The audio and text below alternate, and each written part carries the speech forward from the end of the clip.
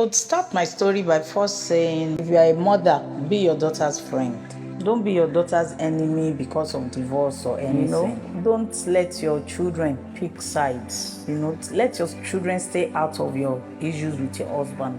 I've always been very close to my dad. My mom left when I was a teenager, so I had only my dad to share my problems with, and ọkùnrin will always be ọkùnrin. But I went to school, graduated and everything, worked for a while and decided to start business on my own, and I was doing very, very well, up to a point that I was dealing with state government, so money was not a problem. But because I didn't have time, I was always busy, I wasn't socializing much. The times tó yẹ kí n ti marry, not because I did what other girls do, I was a bit outgoing, more too outgoing, I would say. I had options, but I was very choosy, and this was because my dad would go to work, he didn't see them till your mobile one be. She would be able to say talele. He didn't even see who was looking for me or who was. I was just there, just doing my thing and doing my business and making money. When it gets to a time you feel I'm a big girl, I'm now 30, I don't think I should be living with my parents anymore. My dad was a big man, let me just say. We had a big house. I lacked nothing from childhood. I have never lacked in my life, but I just felt about time I rented the house. Let me be a big girl, I had cars, why am I still living with my parents? That was how I went to rent a flat and then started my life. That was mistake number 2. If I was still in my father's house, those kind of attacks kò kí ń ṣẹlẹ̀ síyàn téèyàn bá wà lábẹ́ òbí ẹ̀. So any woman, kò sí bó ṣe dàgbà tó, má kó jáde. Don't move to friends' houses or anything. Stay under your parents' roof till a good man comes to look for you, so that tó bá ń ṣe ẹsẹ̀ gbé, àwọn òbí ẹ̀ á lè rí pé ta lélẹ̀ jákujàku tó ń wá ọmọ mi wá, wọ́n á lè lé. Because I was living alone, ni wọ́n ṣe ní access tó yẹn sínú ayé mi. So I had somebody that was abroad that we wanted to marry and everything. I had even gone to visit him once. I came back. So he came then, and I was doing my, I think, 35th birthday. So as we were offloading drinks from my car, one strange man just walked from my street. Pé aunty, ṣe fẹ́ gbé kinní ni, àwa mọ̀ yín ládùúgbò, bàbá wa gbé, ó dàbí ọmọ ọ̀tá. Then gan wò pé àná bọ̀bọ̀ yẹn dẹ̀ náà ìzò, so bá ṣe birthday yẹn gan ló bá wa wá ice block tó bá wa serve bí ṣe mọ́ nìyẹn. So weeks later, wọ́n kọ̀ọ̀kan lẹ̀kùn mi gbàgbàgbàgbà, ẹ kálẹ́ mà, èmi ni tí mo bá yín ṣe nǹkan báyìí dé, mo ní kí ló dé léèyàn kan rọbí ńlé àwọn, ó fẹ́ bímọ, ó ti fẹ́ kú, wọ́n ní ìdẹ̀jẹ̀, wọ́n ní kinní kan. And it was late, it was like around 11. Mo bá dẹ̀ ní pé except if somebody can take my house help, pé kó lọ gba owó yẹn fún wọn létí ẹ̀. Bọ̀ ìyẹn gọ̀, ìyẹn nígbà táwọn débẹ̀ pé ó sọ pé kọ́kọ́ check balance, ó ló fojú wo balance yẹn, ọmọ yẹn gba 30,000 yóò kó fún wọn, wọ́n gbọ́ ọmọ wálé, ọmọ KTM fún mi.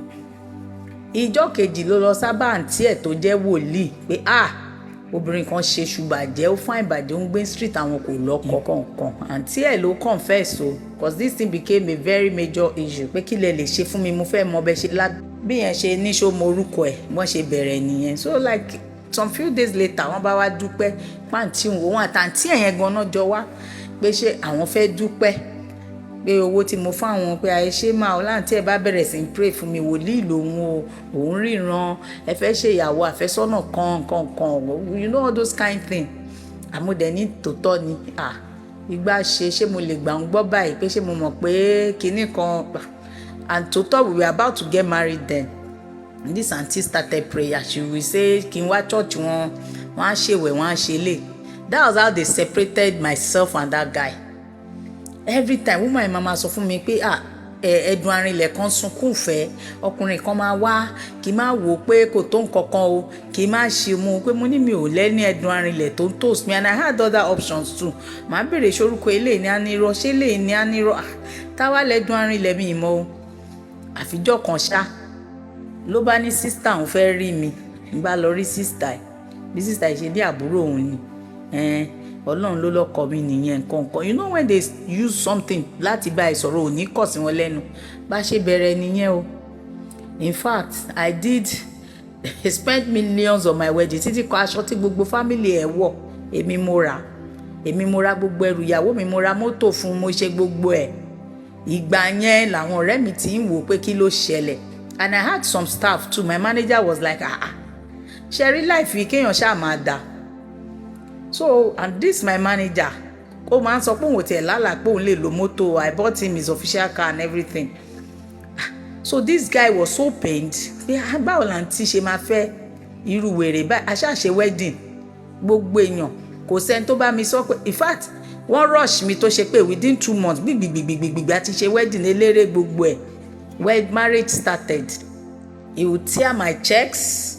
Lóòru ó máa dìde lẹ́gbẹ̀ẹ́ mi kan sẹ̀lẹ́ ni ó máa ní wọ́n ní kóun ṣe kinní kan àyíká. Èmi á máa sùn tèmi àṣòru yẹn á méjì ẹ̀ máa lọ gbowó. I now wrote a check for, because I have personal account and corporate account, and I wrote a check for 600 one day. Wọ́n wá ní mi ò lówó l'account mọ́, account over 6 million. I was like, I started fighting Skybank then. By the time Skybank started investigation, wọ́n bá gbé àwọn cameras yẹn, the image. I saw him, I was like, this is my husband. We had to beg at the bank because I had already involved my lawyer then. He took all this money. 1 a.m., 2 a.m., bó ṣe ń lọ gbowó nìyẹn. Anyway, we continued. Eventually, we were going from one place to the other. Dambola ADEOLATKS oníkíní kan looking for a child. Nothing.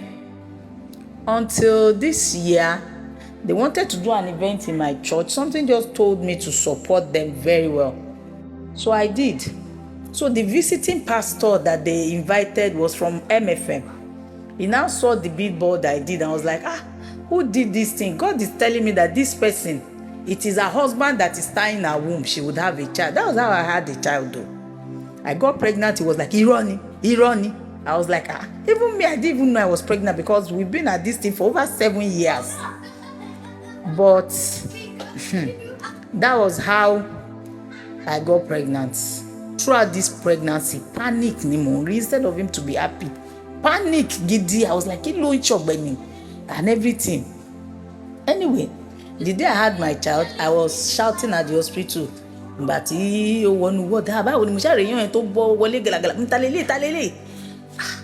were like, madam, your husband. I said, how can? Everybody thought Mola be seen.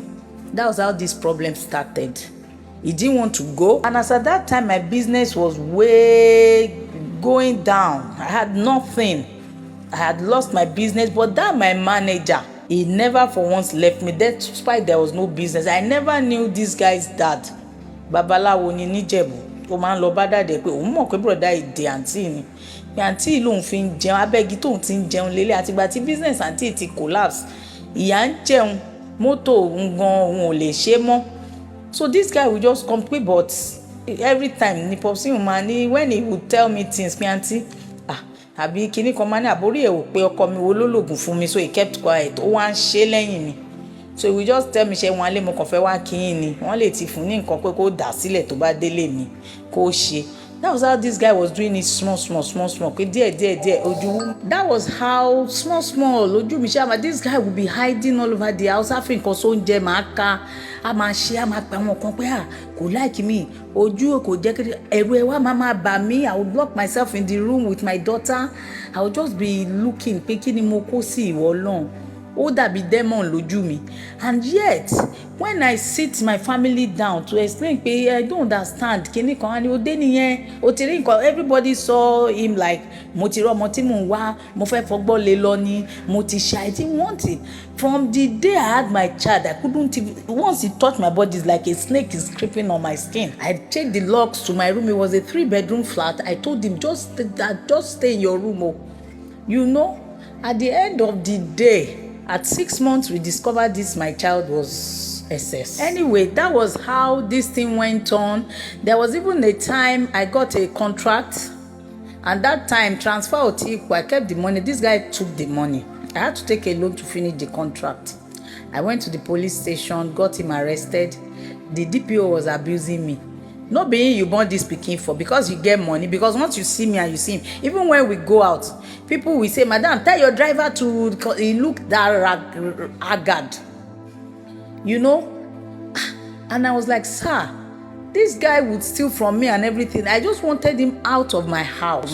Anyway, my child at 6 months was SS. That was how I started this spending different things.